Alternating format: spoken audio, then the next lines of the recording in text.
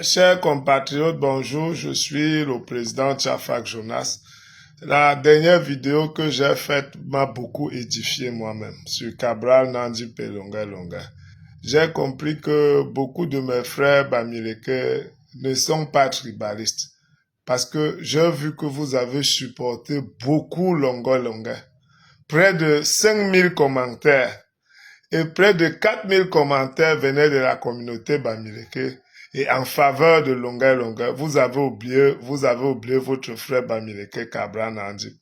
C'est là où j'ai compris que vraiment le peuple Bamileke, c'est un noble peuple. C'est la politique, c'est Kamto qui les a détruits.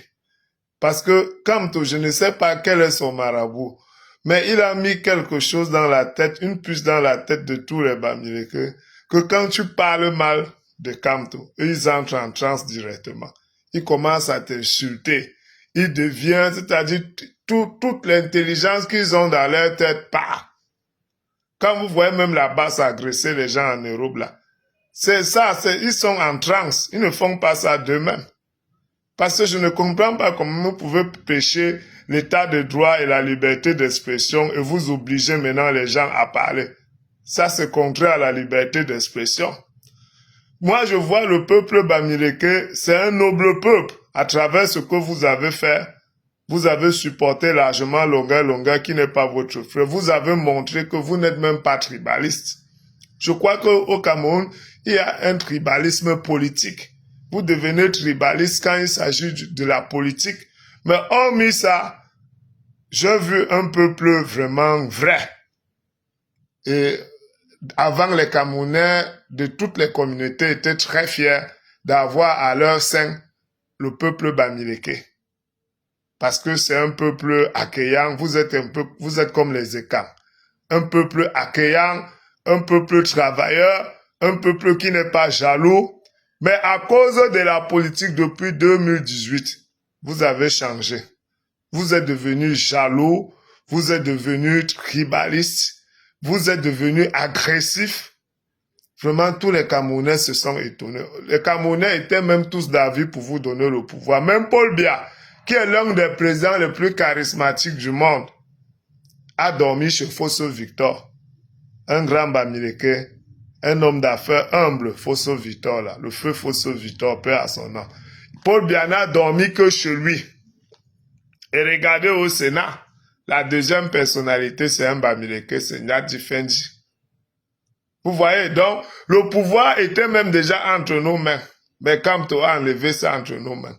Parce qu'il vous a mis une puce dans la tête que quand on parle de lui, on ne vous reconnaît plus.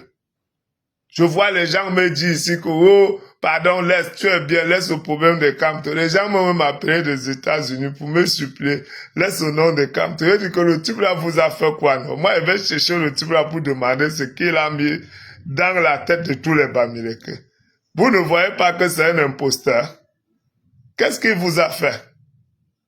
Vous avez perdu toute crédibilité aux yeux de tous les Camerounais. On nous prend, nous les Bamileke, maintenant comme les charlatans. Alors qu'avant, nous étions l'un des premiers peuples dans ce pays. Avec les Ekans. Parce que les Ekans aussi, c'est un peuple très gentil, très vrai. Hein? Allez dans leur village, vous allez voir comment on va vous accueillir. Pas de tribalisme, hein? C'est un grand peuple. Donc aujourd'hui, je vais parler de 3 sujets. Je veux parler aussi, j'ai vu sur les réseaux sociaux Malox et Stanley qui sont en train de se bagarrer. Je ne connaissais pas Stanley. J'ai demandé à mon neveu qui est plus jeune que Stanley, c'est qui.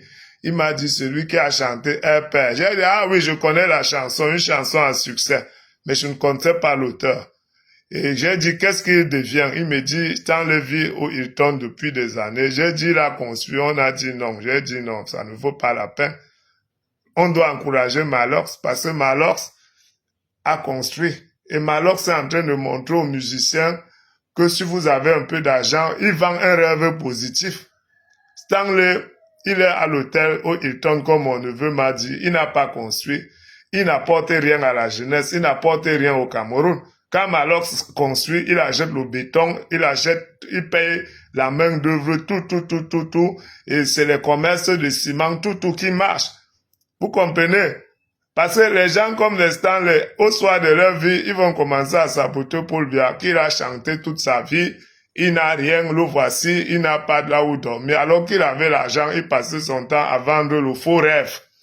Parce que le rêve des belles villes, des voitures, là, ça c'est un faux rêve qui ne vous apporte rien. Malox vous vend le vrai rêve. Quand il montre sa maison là, surtout dans une profession comme la musique, comme ça, où la plupart des musiciens n'ont pas là où dormir. Pas parce qu'ils n'ont pas l'argent, parce qu'ils ne font rien avec ça. C'est pour ça qu'avant, quand tu disais à tes parents que tu veux être musicien, on ouvrait le deuil seulement, on disait c'est des voyous. Ils n'ont jamais rien. Donc je crois qu'il faut supporter Malox. Malox apporte un plus à la jeunesse en montrant qu'on peut chanter et avoir une vie stable, avoir sa maison, tout ça c'est important. Et j'aimerais parler aussi des Bala. Vraiment, j'ai pitié des parents des Bala. Il dit qu'il a le doctorat ou il est doctorant, je ne sais pas. Bref, il parle toujours de doctorat. Mais il ne fait rien de sa vie. Il passe son temps à critiquer tout le monde. Ce n'est pas bon.